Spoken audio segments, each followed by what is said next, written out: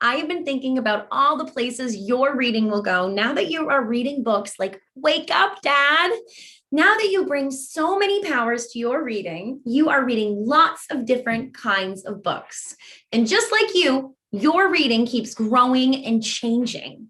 You used to read lots of books that were lists or patterns and sounded like this.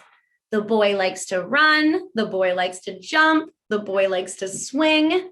Now that you are graduating to these new books, remember that some books are still lists and patterns, but sometimes you'll open a book and find a story in it, just like the stories that you write about in writing. All right, so give me those binoculars because I have something so important to tell you. Today, I want to teach you that when you read a book that's a story, it will tell about a character, maybe a person, maybe an animal, and that character will do one thing and then the next and the next until the story ends. So when you read a story, it's not just the pictures and the words on the page that help you read. Thinking about the story helps you read too. If I wrote a story that sounded like this, the little girl dropped her ice cream cone on the ground. What do your friends think might happen next? Maybe she'll go get a new ice cream. Maybe she'll cry. Maybe she'll pick it up and eat it anyway. But your thinking is helping you even before you look at the pictures or the words. So let's try that again. What if I wrote another story that went like this? It was my birthday. I walked in the room. I saw a lot of people and a big cake. The people jumped up and said, what do you think might happen next? They probably said, happy birthday. When you read a story, you don't just wait for the words in the picture to tell you what comes next.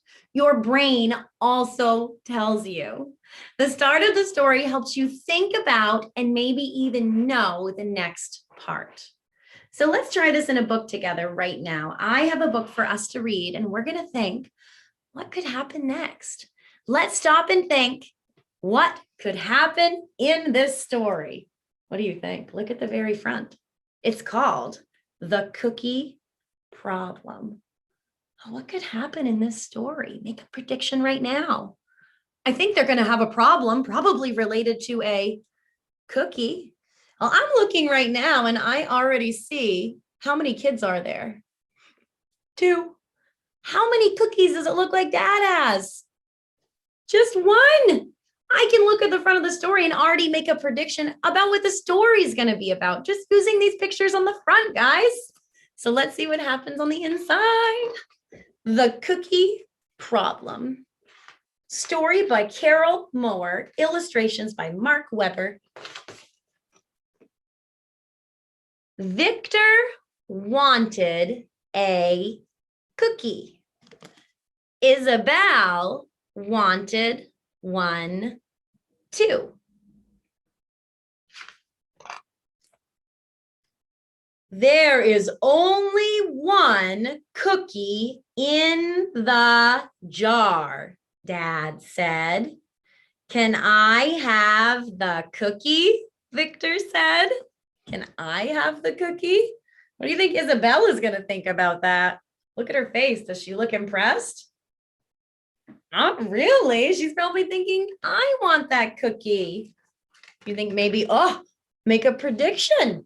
Do you think something might happen with Isabel? Do you think she might say something?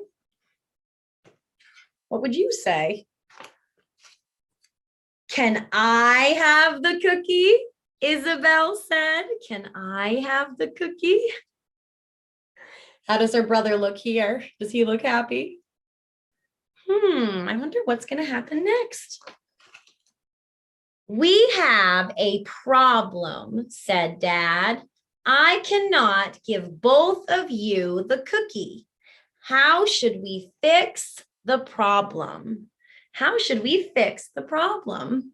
So this is where I want you to make a prediction, which is a guess about what is going to happen next in this story. That's what I want you to answer for your activity today. I want you to make that prediction. What do you think could happen on the next page? On this page, Dad has one cookie and there are two kids. What could happen next?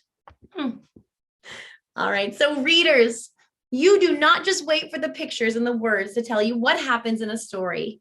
Use your brain and everything you are thinking about the story to help you too.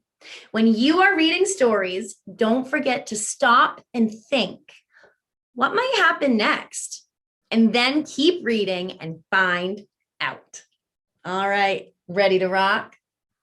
Bye.